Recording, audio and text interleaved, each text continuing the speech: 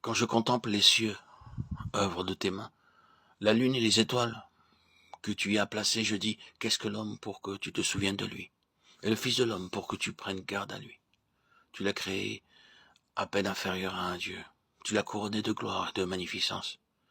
Tu lui as donné l'empire sur les œuvres de tes mains. Tu as mis toutes choses sous ses pieds. Psaume 8, 4, 7. En effet, ce n'est pas à des anges qu'il a soumis le monde à venir dont nous parlons, mais quelqu'un a rendu quelque part ce témoignage.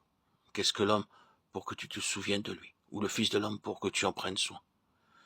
Tu l'as fait pour un peu de temps inférieur aux anges. Tu l'as couronné de gloire et d'honneur. Tu as mis toutes choses sous ses pieds. En lui soumettant ainsi toutes choses, Dieu n'a rien laissé qui ne lui fût soumis. Cependant, nous ne voyons pas encore que toutes choses lui soient soumises. Hébreux 2, 5, 8. Cette méditation et cette contemplation nocturne du psalmiste qui l'ont amené à poser cette question et à y répondre en plaçant l'homme au centre de l'univers ont relié tous les âges, sont remontés jusqu'au conseil éternel de Dieu avant que le monde fût, et sont allés jusqu'à la consommation de ces conseils, dans la terre habitée à venir et au-delà de cette terre.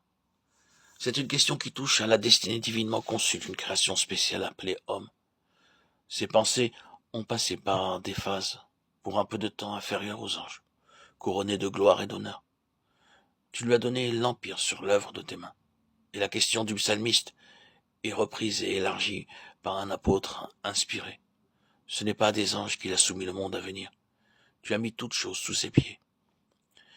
Mais entre la conception divine et sa réalisation suprême, il y a toute la tragédie du chemin choisi par l'homme, de sa chute, hors de la pensée de Dieu. Et toute la gloire de la grâce divine dans la rédemption. Ce que nous avons à cœur, c'est de dire quelque chose de la nature de cette chute, en ce qui concerne l'être même de l'homme, et par conséquent de voir ce que signifie la conformité à l'image du Fils de Dieu, qui doit triompher de cet état de chute. C'est une question de la personne même de l'homme, et de la personne qui, seule, peut hériter le royaume de Dieu. Car une destinée aussi haute et aussi glorieuse demande non seulement un état spirituel ou moral, mais une certaine sorte ou une certaine espèce de créature. Comme la chenille rampante ou le ver à soie doivent tisser eux-mêmes leur linceul et abandonner leur première forme de vie pour s'éveiller dans un ordre nouveau, pour entrer dans ce monde nouveau, sous la forme d'une belle phalène ou d'un splendide papillon. Ainsi l'homme doit sortir d'un ordre pour être constitué de facultés et de capacités qui répondent à un ordre plus élevé. L'homme, selon la pensée de Dieu et selon un sens obscur et intangible qu'il a en lui-même, a un caractère universel avec des intérêts universels.